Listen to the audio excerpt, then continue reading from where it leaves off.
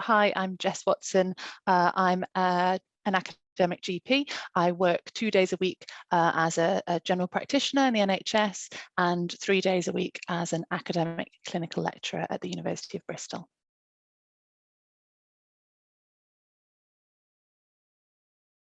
My first taster of academic research was as a medical student. I did an integrated degree in physiology and had the opportunity to do a research project for my dissertation, which was getting people to drink alcohol whilst playing on a driving simulator. So it was probably the easiest study I've ever had to recruit to.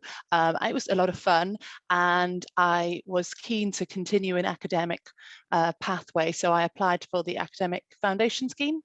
And I ended up doing the academic general practice rotation, which I didn't know much about at the time, but at the end of sort of 4 months, as an academic GP, I think I was hooked, and I then went straight into the GP Academic Clinical Fellowship Scheme, which is 4 years combining GP training and an opportunity to do some academic research as well.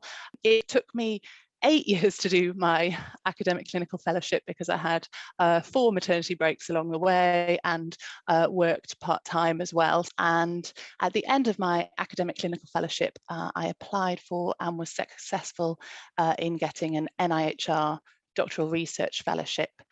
So I went straight from GP training into a PhD, which I did part-time over 5 years in order to maintain my clinical skills as a newly qualified GP alongside my PhD.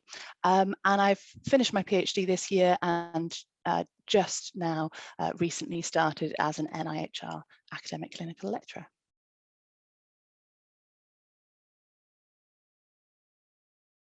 I mean, what I love about my job is there isn't really a typical week. It's very varied. So I generally spend 2 days a week as a GP, and that's a mix of telephone consultations and face-to-face consultations with patients, as well as sort of admin work, meetings with other staff members in the practice, and home visits too. And then I have 3 days a week working at the university, which again is really varied. Meetings, currently often online meetings, also sometimes face-to-face, writing grant proposals and doing research, either with patients or with data, looking at big data sets. No 2 weeks are ever quite the same, and I really enjoy and thrive off the variety of the role.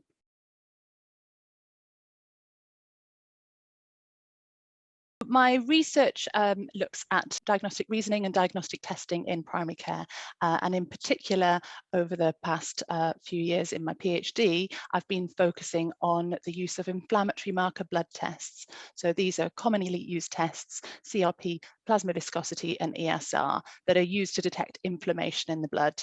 And I've been doing mixed methods research, mixing qualitative interviews with doctors and patients and big data, looking at electronic health records to try and explore when to use these tests, how to interpret the results, and how to discuss them with patients.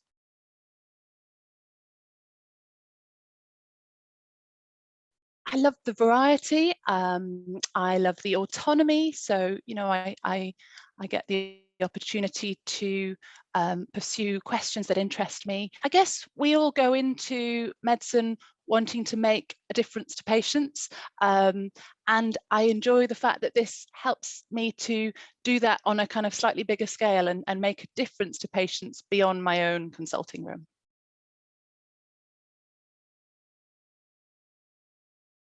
There is a lot of paperwork in terms of research governance, and so there's a huge amount of work goes on behind the scenes before a study can be launched in terms of gaining grants, ethics, and all the research governance. And certainly as a kind of junior researcher, it can be quite a steep learning curve getting through all of that in order to actually get stuck into the research itself.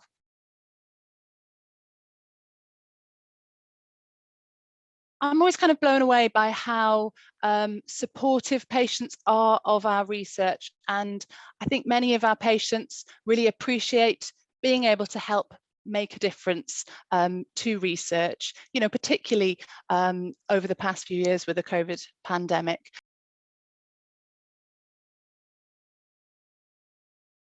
It's a huge issue because 90% of NHS patient contacts are in general practice. So I believe we really need high quality research in general practice. And yet many people I speak to don't even know that academic GP is an option or that it exists. Many people assume that you have to be a hospital specialist to be doing research.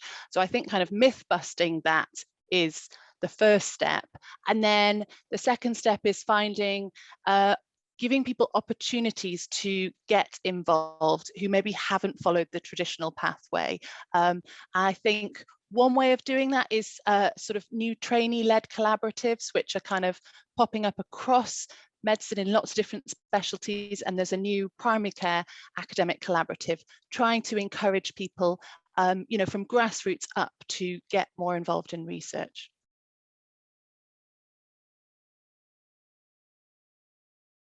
Try and find an opportunity to dip a toe in, to try out research. The academic foundation programs can be an ideal opportunity to do that for trainee doctors. But actually, if you haven't followed that traditional career pathway, don't lose heart. There's lots of opportunities, including, as I mentioned, the trainee-led academic collaboratives. I think the other thing that is really important for people to realise when they're starting out in an academic career is that, you have to be persistent.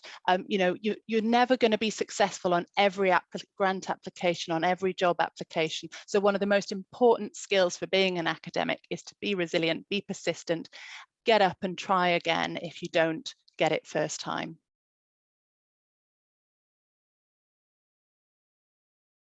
With academic careers, you do have to be prepared for setbacks because you won't always be successful. And I think really just not taking that personally if you don't get the grant application or the job application that you're after. It's not a reflection on you. Keep trying and be persistent. And I think that's probably one of the key skills for academics, actually.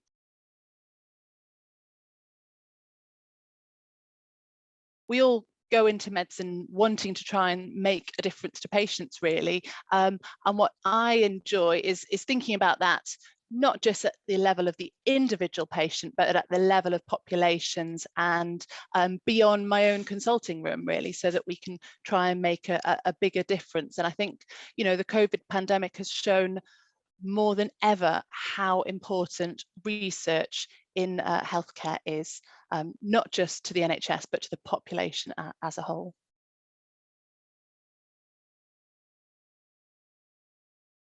Really, what I wish I'd known is that it's not a race, and I did find as an academic clinical fellow, when I was taking maternity leaves, working part-time, I felt a lot of pressure to keep up with my peers, but now I can kind of look back. Actually, that extra time has just given me more opportunities, and there's no, with flexible working, there's no barriers to women with young families to take part. And in fact, actually, the flexibility of an academic career means it can be a fantastic choice, for everyone, no matter what other commitments or family commitments they might have.